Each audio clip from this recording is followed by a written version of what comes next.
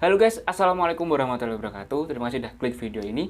Bertemu lagi dengan saya Yutma di edisi Homaming, horor malam minggu. Jadi di edisi kali ini beda. Jadi di sebelumnya kalau saya biasanya bikin video itu pakai skrip gitu ya, pakai skrip terus kayak menceritakan kejadian horor yang dialami orang lain gitu. Tapi pada edisi kali ini Jadi pada edisi kali ini saya akan menceritakan pengalaman saya sendiri selama saya hidup itu tentang kehororan. Ada banyak sih kayak di kerjaan, terus waktu buat video ini juga pernah ada kejadian horor itu, terus tapi yang real, yang baru pertama kali saya kayak merasakan horor itu 2 tahun lalu. 2 tahun lalu itu saat setelah pernikahan kakak saya gitu. Jadi apa ya? Kayak kena santet atau guna-guna gitulah. Nah, jadi seperti apa ceritanya? Jangan kemana-mana, siapkan makanan, pilih pasir bahan nyaman, matikan lampu biar lebih seram, dan aktifkan imajinasi kalian. Gak mati. Oke, jadi awal cerita dulu itu setelah kakak saya menikah di bulan Januari 2018. Berarti 3 tahun yang lalu ya, maaf. Jadi 3 tahun lalu Januari kan kakak saya menikah. Terus ya seperti biasa kan, kayak orang sibuk saat pernikahan gitu ya, banyak yang dipersiapkan, dana terus dan lain-lain gitu, terus kayak pinjem barang sana sini banyak lah, pokok repot gitulah. Nah terus 2 hari setelah pernikahan gitu kan, ya alhamdulillah selesai lancar gitu. Nah ini kan malah yang capek itu kan setelah pernikahan gitu kan, setelah acara pernikahan itu yang capek kan, harus bersih-bersih rumah, kembalian barang gitu kan, terus kayak pokok banyak lah yang harus dibersihkan gitu kan. Nah itu 2 hari setelah pernikahan kan kakak saya udah kembali tuh ya, maksudnya kembali itu kayak ke rumah suaminya gitulah, setelah menikah terus ikut suaminya ke rumah suaminya gitu. Terus di sini tinggal saya, ibu sama bapak doang gitu kan. Nah pada hari Rabu itu pagi bersih-bersih lah ya, bersih-bersih rumah itu banyak banget yang harus dibersihkan, sampai sore itu belum selesai gitu. Oke, hari pertama bersih-bersih belum kelar, akhirnya rencana mau dibersihkan keesokan harinya. Nah kebetulan keesokan harinya itu ibu saya itu ada acara kayak workshop gitulah, kayak workshop di Jawa Tengah, waktu itu di Solo gitu kan, selama 1 minggu gitu. Ya kan saya gak tega, soalnya kan banyak barang yang harus dibawa, laptop, baju kan berat gitu kan. Akhirnya saya bantu ibu, saya ikut gitu kan. Oke lah, nah, akhirnya bapak sendiri di rumah gitu kan, keesokan harinya itu hari Kamis saya berangkat dari sini itu malam jam 10 ya, jam 10 malam hari Kamis saya berangkat ke Solo, sampai sana pukul 3 sore. Dan seperti biasa acara selama 1 minggu, terus singkat cerita pulang. Nah pada saat pulang itu rumah yang bekas pernikahan itu, rumah saya itu kan, rumah orang tua saya maksudnya, itu udah bersih.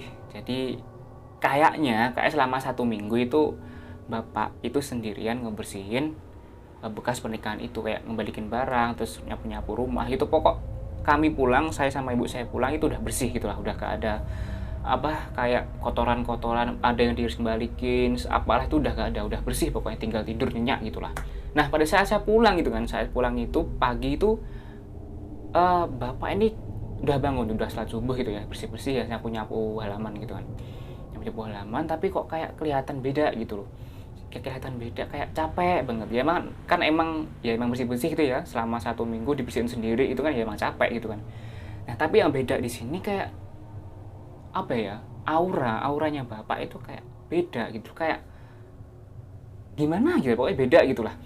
Terus waktu pulang juga kayak ngelihat rumah sendiri itu kok kayak ada yang beda gitulah, kayak kelihatan lebih gelap gitu, nggak kayak biasanya. Karena ya emang pada waktu itu kan pulang itu kan subuh ya, emang masih gelap, cuma beda gitu. Biasanya kalau di hari-hari biasanya pun ya gitu-gitu aja rumah gitu kan, tapi kok pada waktu itu setelah pulang kok kelihatan beda, kayak lebih gelap, suasananya pun juga lebih beda, kayak lebih panas gitulah. Tapi pada waktu itu mungkin perasaan aja gitu kan, karena udah capek, karena 1 minggu itu pulang di perjalanan juga naik bus capek, mungkin ya emang ngantuk, makanya suasananya beda gitu kan. Kemudian sore hari kan paginya tidur sampai jam 12 itu, kemudian sore hari itu bapak ngeluh. Dia bilang, aku gak enak badan gitu kan, agak sesek gitu katanya. Gue bilang kan, oh paling kecapean pak, kekeselan gitu kan, kecapean, jadi sama istirahat gitu. Udah sore bapak istirahat juga sampai maghrib gitu. Terus sholat gitu kan, sholat maghrib. Nah di sini ada apa ya, muncul keanehan di hari ini itu, di jam ini lah, di maghrib ini, setelah saya pulang gitu kan. Saya masuk ke kamar bapak waktu tidur, dia masih tidur gitu, karena rencana mau saya bangunkan buat sholat maghrib gitu kan. Saya bangun, saya masuk kamar di kamar bapak itu panas gitu loh. Suasana itu apa ya, kayak udaranya apa ya, kayak iklim kayaknya bilangnya ya, itu kayak panas gitu loh. Jadi beda, jadi ini dapur, ini kamar bapak gitu ya, kamar bapak cuma terpisah pintu itu doang. Di dapur biasa aja, udah masuk kamar bapak ini panas, udaranya panas gitu, iklimnya panas lah, ungkep gitu kan. Saya bangunkan kan ya, pak bangun pak gitu kan. Saya bangun, kayak beliau itu kayak kesakitan gitu, kayak sesek gitu.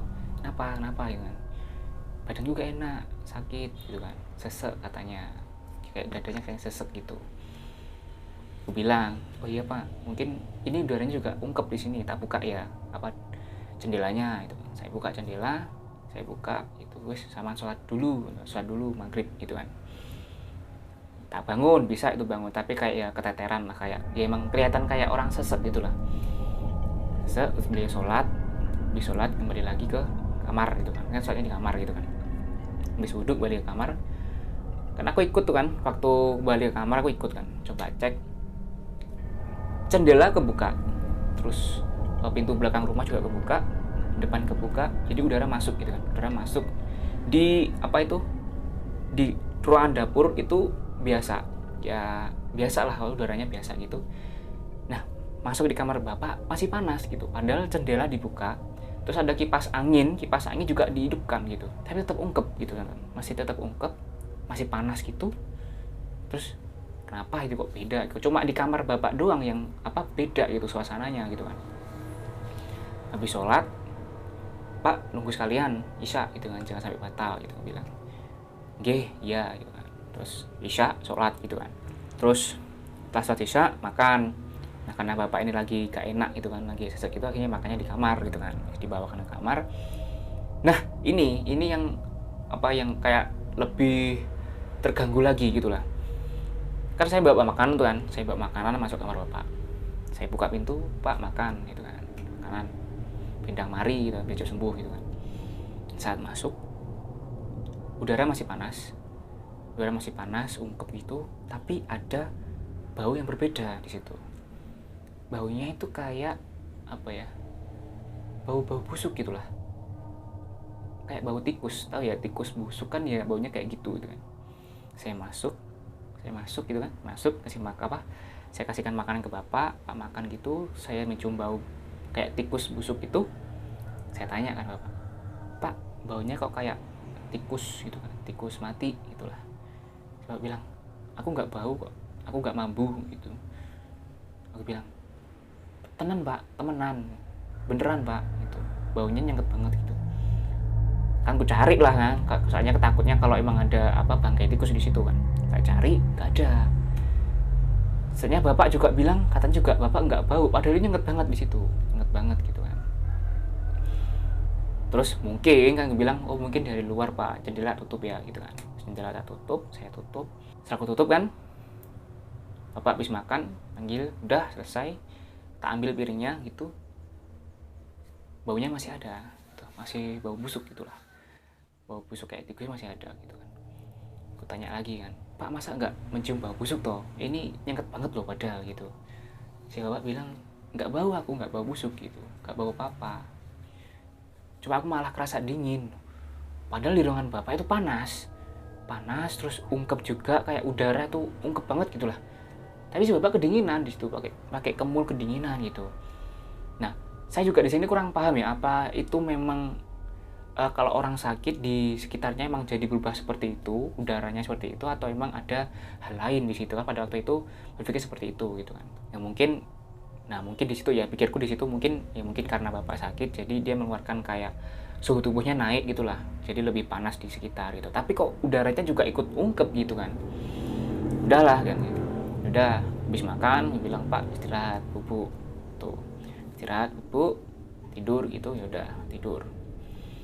Bapak tidur santai, saya juga biasa nonton TV, main game gitu sampai jam 11 malam. Nah, jam 11 malam ini rencana saya mau tidur gitu kan. Saya mau tidur, ibu udah tidur duluan. Mau tidur, saya cek bapak. Bahwa bapak juga udah tidur gitu, aman lah gitu kan. Saya masuk kamar, mau tidur, tiba-tiba bapak bangun manggil gitu. Le, Yud. Le, Yud. Saya bangun kan, kenapa pak? Nggak ada apa gitu kan. Bapak bilang, Le, sesek banget gitu. Katanya lebih sesek gitu, lebih sakit gitu. Sesek sampai emang kayak kelihatan sesek banget gitu, sampai bernafas pun kayak orang asma, kena asma gitu kan. Jadi sesek, kelihatan sesek gitu kan. Kan saya bingung di situ harus gimana gitu kan. Ibu tak bangunin, "Bu, bapak sesek gitu kan." Tak cobain kayak gitu, buatin air hangat gitu, air hangat diminum sama ditempel ke dada gitu kan. Tetap sesek di situ, tetap sesek. Nah, pada saat saya lagi umek di situ sibuk di situlah lihat bapak sesek kayak gitu. Nah, si ibu ini tiba-tiba bilang, "Le, kok bau melati?" gitu.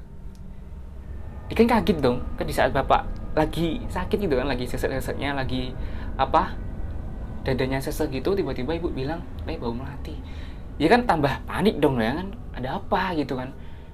Apa hubungannya bau melati sama bapak lagi sesek gitu, kok pas gitu kan. Kan jadi khawatir, takutnya kok ada apa-apa gitu kan, bau melati, terus bapak juga lagi pas sakit gitu kan. Ya kepikiran kemana-mana gitu kan.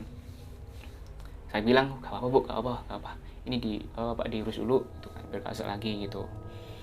Sampai 2 jam itu bapak tetap sesek, kan bingung mau kemana gitu kan. Akhirnya yaudah pak, tetap saya pijit gitu sambil di dadanya itu ditempel air hangat gitu. 2 jam kemudian pukul 1 ya, 3 jam berarti ya, pukul 1 alhamdulillah gitu, bapak udah mulai reda, udah mulai gak patek sesek gitu, gak terlalu sesek gitu. Terus udah lama-lama juga bisa tidur ya, bapak udah bisa tidur gitu, udah enakan gitu kan. Pelan-pelan, gimana pak? Udah mendingan, udah tidur gitu kan, tidur. Oke, bapak bisa tidur. Nah itu saya baru tidur juga, itu jam 1 gitu kan. Oke, saya tidur, bapak tidur, ibu juga tidur, alhamdulillah. Terus esokan harinya pagi subuh kan, setelah subuh biasa tak lihat bapak juga bangun gitu, kok alhamdulillah itu bapak kayak udah sehat gitu. Gimana pak itu kan? Gak apa-apa wis gitu kan, gak apa-apa wis, gak pakai sesek kok, wis penaan awak gitu, sudah enakan badan gitu kan, alhamdulillah gitu. Oke, pagi hari udah kegiatan biasa gitu kan, gak ada masalah, bapak juga udah kayaknya udah nggak terlalu sakit juga gitu kan, udah mendingan. Pagi hari lewat, sore, maghrib, malam, habis isya tidur lagi kan, tidur pukul 11 malam lagi, keesokan harinya gitu, pukul 11 saya juga mau tidur gitu kan, ya seperti biasa. Emang saya tidurnya kan jam 11 gitu, saya mau tidur, tiba-tiba bapak manggil lagi gitu, padahal sorenya bapak udah tidur gitu kan. "Le, Yud," gitu kan, "kenapa pak?" gitu. "Saya sesek lagi, aku sesek lagi, sakit lagi gitu kan." Aduh, ini ada apa gitu kan. Udah tak buatin minuman sambil seko itu namanya, buat ngompres dada gitu, ditempelin kan ke dada. Gimana kan, masih sesek itu sampai 2 jam itu tetap sesek gitu. Ibu juga tak bangunin gitu. Akhirnya ini kok aneh gitu kan, kok 2 hari ini di jam 11 kok tetap sesek gitu loh. Terus si ibu juga mencium bau wangi itu lagi gitu, mau bau melati itu lagi gitu kan. Ada apa gitu kan. Terus ini kenapa sih kok aneh gitu kan, kok setiap jam 11 sesek, terus bau melati juga. Ibu yang mencium cuma ibu doang gitu kan. Terus jam 1 reda lagi gitu lah, ini kenapa gitu kan. Terus ya udahlah, terus keesokan harinya pagi nelpon kan, mbak ditelepon, mbak pulang, ini bapak sakit, coba dibawa ke rumah sakit aja gitu kan. Udah pulang, bawa mobil, terus dibawa ke rumah sakit gitu kan. Nah sampai di rumah sakit, dicek, di ronsen gitu kan, ternyata emang di dadanya itu katanya, kan saya juga gak tahu ya, jadi ada foto ronsennya gitu, katanya ini di paru-parunya kena flek gitu, ada fleknya lah, kan emang bapak ini perokok gitulah ya, perokok berat gitulah, sering rokok gitu. Nah di situ mikir, oh berarti yang bikin sakit ini ya si rokok ini gitu kan, jadi emang gak ada apa-apa, jadi mungkin kayak bau-bau itu ya kebetulan aja mungkin gitu, terus kayak udaranya juga ungkep gitu, mungkin ya karena bapak sakit aja, mungkin seperti itu gitu kan. Nah karena tahu kalau si bapak sakit gara-gara rokok gitu kan, ibu marah dong kan, marah. Makane to lek diomongi sing manut aja ngrokok ae, diwarai sih rokoke. Lek ket biyen tak omongi to, aja ngrokok. Yang ini iki lho hasilé. Kira gitulah, ibu marah seperti itu yang bapak itu kan. Soalnya emang dari dulu itu bapak udah dibilang ojo ngerokok, jangan ngerokok. Ini kan jadi seperti ini gitu kan. Terus dari rumah sakit pulang, soalnya bisa dirawat inap bisa rawat jalan, cuma dikasih obat, terus dikasih jadwal kontrol gitu. Oke lah, berjalan lancar gitu kan, alhamdulillah pulang. Tapi ini ada keanehan lagi yang muncul gitu loh. Kan pulang tuh ya, pulang jadi dari rumah sakit ke rumah sakit pagi jam 10, pulang jam 5 sore, sampai pulang rumah. Nah pada saat sampai rumah, ini entah waktu berangkat itu ya, waktu berangkat ke rumah sakit paginya itu emang lupa atau enggak, tapi kok lampu rumah nyala semua gitu loh.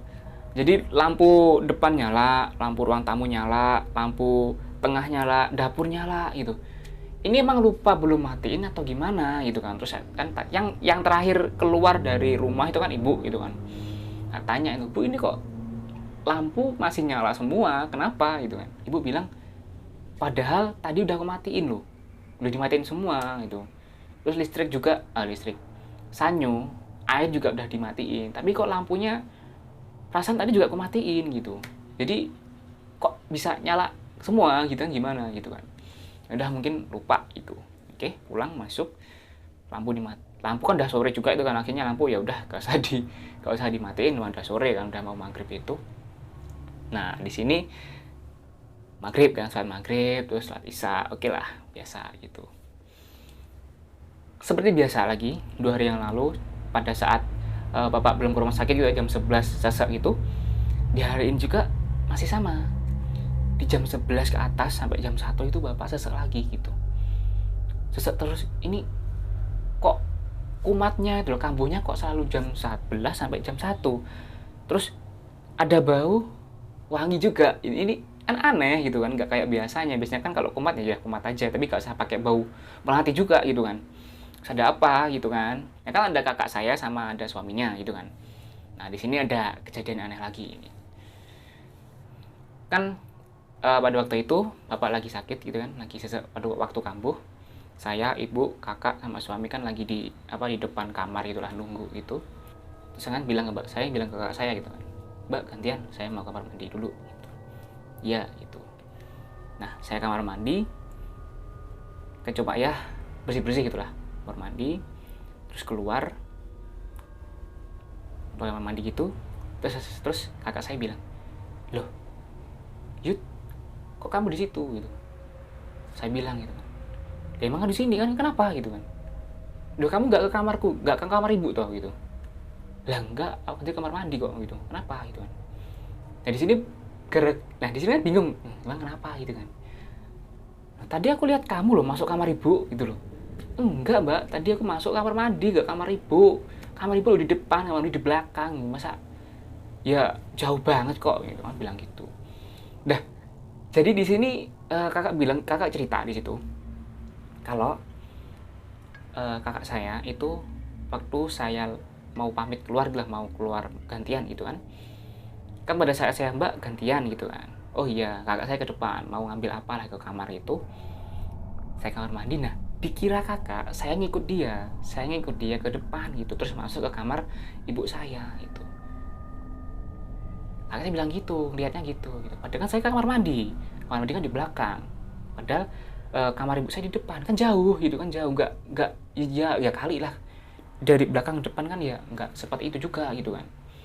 Nah gara-gara itu, wah ini kayak ada yang aneh ini gitu kan, ada yang aneh ini. Terus udah keesokan harinya, besok pagi gitu rencana, karena kejadian malam itu katanya Mbak itu emang real banget, katanya saya ke depan gitu. Akhirnya keesokan harinya rencana kita mau ke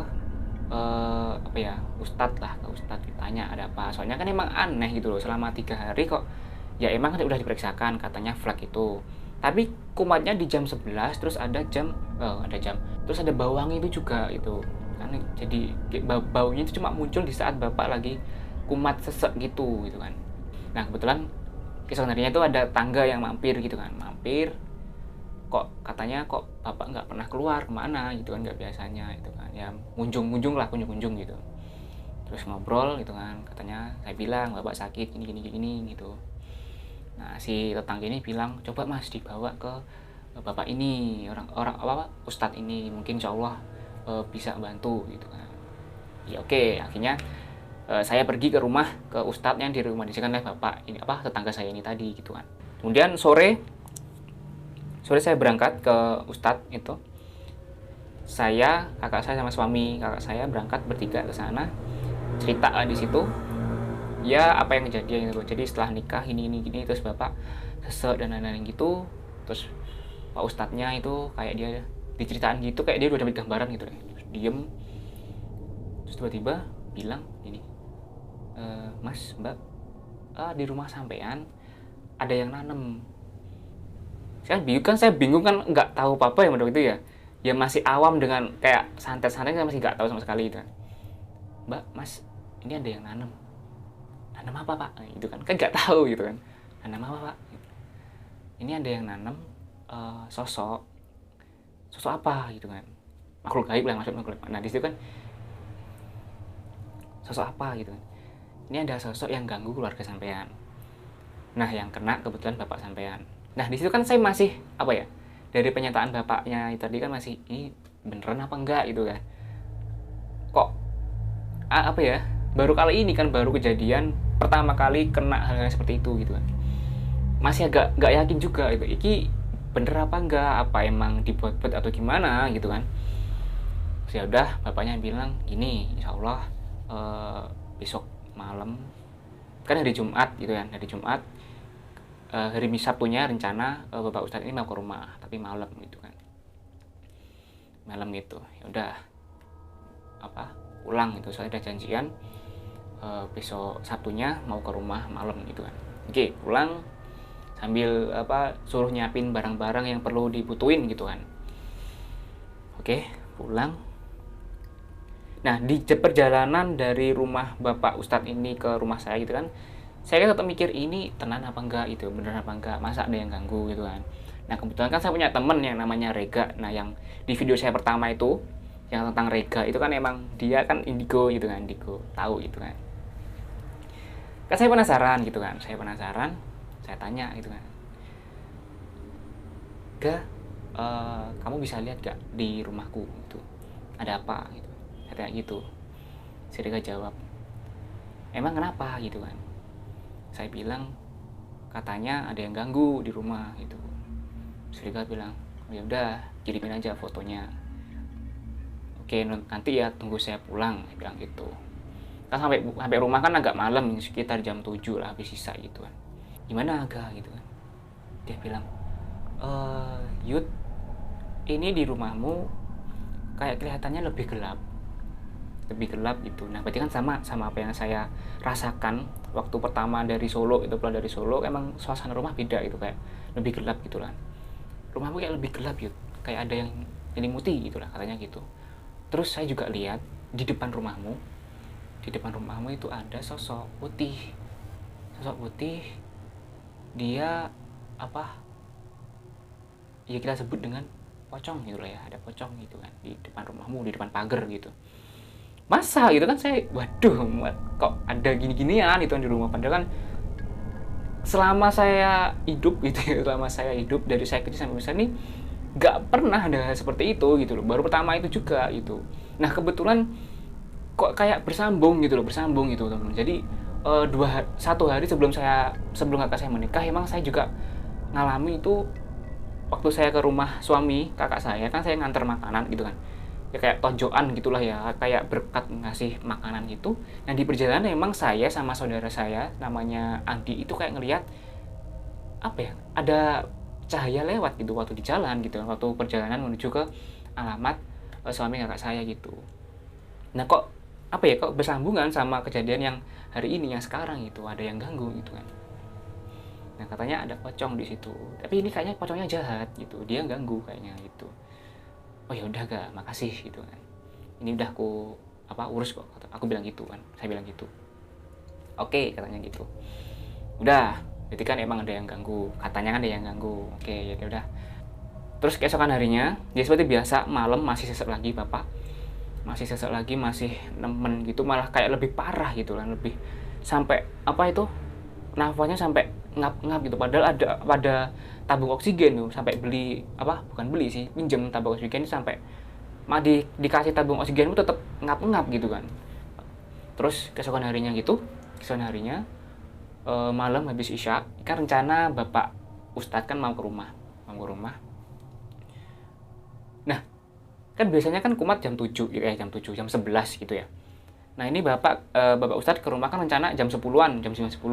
Nah ini habis isya, ini bapak udah kesakitan lagi gitu, udah sesek lagi gitu, sampai sesek itu, sesek terus itu sampai sakit lah, pokoknya kelihatan kayak lemes banget, kayak kesakitan banget, kasihan gitu pokoknya. Terus sampai mau kamar mandi gitu, dituntun gitu ya, dibantu gitu. Nah pada saat kamar mandi, bangun kecil gitu, ini wah ngeri, ngilu banget pokoknya itu. Kan saya nunggu kan, kayak nganterin ya bapak saya ke kamar mandi gitu. Keluar itu pada saat buang kecil, ada batu gitu loh, keluar batu dari alat kelamin gitu, keluar. Dan itu sumpah bapak saya kesakitan banget di situ, kesakitan banget. Dan batunya itu juga lumayan nggak kecil gitu, lumayan gede juga, sampai berdarah gitu loh. Kayak aneh pokoknya di waktu itu, waktu Pak Ustadz mau datang itu kok kayak serangannya lebih dahsyat gitu, lebih nemen gitu loh, sampai keluar batu juga gitu kan. Kencing batu gitu, pikir saya ini kencing batu gitu kan, tapi kok aneh gitu loh, kok pokoknya ngilu banget gitulah. Terus gak lama kemudian Pak Ustadz datang jam 9 gitu, Ustadz datang kan, sudah salaman, ngobrol bentar gitu. Terus monggo Pak gitu, diobati atau gimana gitu kan, istilahnya gitulah, monggo diobati gitulah. Pak Ustadz diem gitu kan, berapa detik gitulah. Terus Pak Ustadz bilang, Pak ini kayaknya lebih parah gitu kan, ini udah ke tahap parah katanya gitu. Alhamdulillah udah bisa dicegah, tapi ini udah lumayan parah katanya gitu. Saya bilang, oke Pak, monggo teruskan, dilanjutkan gimana mestinya gitu. Terus oke, mulai ritual gitu, ada kayak jenang tahu jenang lah ya, kalau orang Jawa tahu lah jenang kayaknya. Kalau bahasa Indonesia jenangnya apa ya, nggak tahu aku. Kok jenang, ada jenang merah, jenang putih, terus ada jenang putih yang tengahnya merah, ada jenang merah tengahnya putih, ya, itulah pokoknya kan. Ada 4 gitu, doa gitu. Terus bapak ustadznya kayak muter di rumah sambil bawa paku gitu kan, dipancep-tancepin gitu, siram-siram air, baca-baca doa gitu. Terus selesai ngobrol. Saya tanya gimana Pak gitu kan, gimana, pokoknya cerita. Alhamdulillah Mas, insya Allah udah mulai mendingan, ini sudah saya pasang pagar katanya gitu, saya pasang pagar. Terus bapaknya juga cerita gini, Mas, ini emang ada yang sengaja nanam si pocong ini gitu loh. Ternyata ada yang sengaja nanam, dan ini pun yang nanam kayaknya keluarga sampean kenal gitu. Katanya keluarga saya kenal sama orang yang nanam si makhluk ini gitu. Emang sengaja buat nyangitin keluarga sampean. Nah, kebetulan yang kena bapak saya gitu. Ini katanya udah mulai parah gitu, udah parah gitu. Terus tadi waktu saya datang ke sini, saya ke sini gitu, sampean merasakan nggak bapak ini gimana gitu. Saya bilang, iya pak, ini bapak kayak lebih parah gitu. Padahal biasanya kumat jam 11, ini jam 7, habis sisa itu udah kayak kesakitan gitu. Juga tadi waktu buang air kecil gitu, keluar batuk gitu. Oh iya bener, berarti ini sebelum makhluk ini tahu kalau si bapak ustadz mau datang mau ngobatin. Jadi kayak makhluk ini lebih bereaksi gitu lah, lebih menyakiti gitu lah kayak gitu. Alhamdulillah pak, gitu, gak apa-apa, ini bisa diobati katanya gitu. Terus bilang katanya ini di rumah saya ini ada pagernya gitu kan. Saya juga nggak tahu pagar apa gitu kan. Katanya ini ya insya Allah aman gitu. Ya udah, alhamdulillah, terima kasih gitu kan. Terus saya bilang, emang sosoknya apa pak gitu kan. Ya kan kemarinnya kan saya tanya Rega, kalau sosoknya kan pocong gitu kan. Dan si bapak bilang, ini sosoknya dia hantu guling kayaknya gitu. Kayak guling dia, permen gitulah. Oh, saya langsung nyantol gitu, langsung oh mungkin apa yang dibilang Rega ini bener gitu loh, yang ganggu itu sosok ini gitu. Wah kan bangke gitu kan, ada yang ganggu, ngapain, kurang kerjaan gitu kan, masih main-main kayak gituan gitu kan, buat apa gitu kan, kampret sih man. Nah dari situ si Pak juga bilang, ini yang lagi nyangkitin keluarga sampean, yang ngirim sosok ini ke rumah sampean, ini saya lihat orangnya, dan orangnya juga lihat saya gitu. Jadi mereka, bapak ustadz sama orang yang lagi ganggu keluarga itu lihat-lihatan gitu, lihat-lihatan gitu, katanya gitu kan. Nah saya kan agak kesel kan di situ, agak kesel gitu, emang siapa pak yang bikin kayak gini gitu kan. Dan si pak ustadz bilang, saya juga gak kenal mas, saya gak kenal, tapi kayaknya beliau ini orangnya ini tahu sama keluarga sampean, kenal dengan keluarga sampean gitulah. Nah lebih baik sampean nggak usah tahu aja, soalnya nanti takutnya timbul dendam gitu. Ya bener aja, soalnya di situ tahu kalau ada yang guna-guna dan itu orang yang kenal sama keluarga saya, marah dong ya wajar lah ya kan, orang biasa gitu kan. Dari hari itu Pak Ustadz juga bilang, ini nanti saya minta sampai jam 12 malam jangan tidur, katanya gitu dari Pak Ustadz. Oh iya Pak, siap gitu. Ya udah, gak tidur. Tapi kata Pak Ustadz nanti godaannya lebih besar, tapi godaan ngantuk nih. Soalnya nanti ini udah saya pasang pagar. Nah, jadi ini rumah sampean udah saya pasang pagar gitu. Jadi suasana nanti lebih dingin gitu, lebih adem, nanti godaannya ngantuk gitulah katanya gitu. Pak Ustadz pulang, emang bener gitu. Kok ngantuk banget gitu loh, kayak di dalam rumah ini kok enak, adem, silir-silir gitulah. Kayak ayam gitu lah, enak banget gitu, adem, kok bener yang diomongin Pak Ustadz gitu kan. Ya udah, akhirnya melek sampai jam 12, sampai jam 12 malam tidur gitu kan. Lama tidur, terus keesokan harinya, dan alhamdulillah seterusnya gitu kan. Dari kejadian itu alhamdulillah, dari yang biasanya bapak jam 11 malam itu kayak kumat gitu ya, sesek-sesek itu, dan alhamdulillah nggak apa-apa gitu, udah bisa tidurnya, udah biasa. Ya masih katanya masih ada bekasnya, pemulihannya itu selama 1-2 tahun gitu. Tapi alhamdulillah udah nggak kayak kumat-kumat lagi gitulah. Tapi ya tetap kadang kalau kecapean gitu atau udara dingin gitu ya kayak sesek lagi gitu kan. Oke, alhamdulillah kan udah beres gitu kan ya. Nah, tapi kan saya penasaran gitu ya. Saya penasaran, katanya kan rumah saya ini kan ada pagernya gitu kan. Pager apa entah, nggak tahu gitu kan. Saya tanya lagi kan ke Rega, Ga minta tolong dong gitu kan. Ada apa Yud? Gitu. Ini saya ada foto terbaru rumah, coba kamu cek ada apa di rumah saya, masih ada gak dia? Saya bilang gitu. Saya kirim foto ke Rega, kemudian dia bales. Pada waktu itu kan telepon gitu kan, Yud, ini rumahmu itu ya, saya gak lihat sih pocongnya, katanya gitu. Saya udah gak lihat pocongnya, tapi kayaknya di rumahmu kayak ada yang beda gitu ya, kayak ada pagernya gitu kan, kayak ada pagernya gitu. Saya balas, Ya emang ada pagernya kan, di depan rumah ada pagar hitam gitu kan. Saya nggak jelas yang pagar apa gitu kan, saya bilang gitu. Terus dia bilang iya tahu pagar itu, cuma maksudnya bukan pagar yang itu, kayak ada apa ya, kayak pagar lain tapi nggak tahu warnanya apa gitu. Kayak saya bilang lah, kok nggak tahu warnanya, katanya bisa lihat. Ya kan saya buta warna gitu. Oh iya pantas gitu kan, buta warna kan dia. Oke sip, bagus, makasih gitu kan. Ya udah, berarti kan si Rega bilangnya emang ada kayak pagernya. Terus Bapak Ustadz juga bilang katanya ada pagernya gitu kan. Oke, alhamdulillah dari situ kan selesai gitu. Nah tapi si Rega nambahin lagi, yuk tapi dia telepon gitu, tapi itu di sebelah rumahmu itu kan ada lorong ya.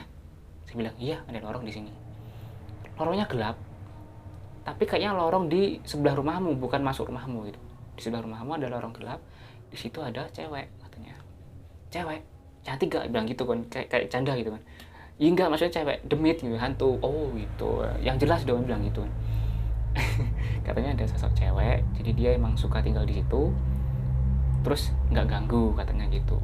Oh tapi nggak masuk rumahku kan gitu. Enggak, dia di luar rumahmu, di sebelah rumahmu katanya gitu kan. Emang di sebelah rumah saya ini kan ada lorong gitu kan, lorong motor masuk gitu lah, tapi di tetangga gitulah. Jadi ya mungkin di situ gitu.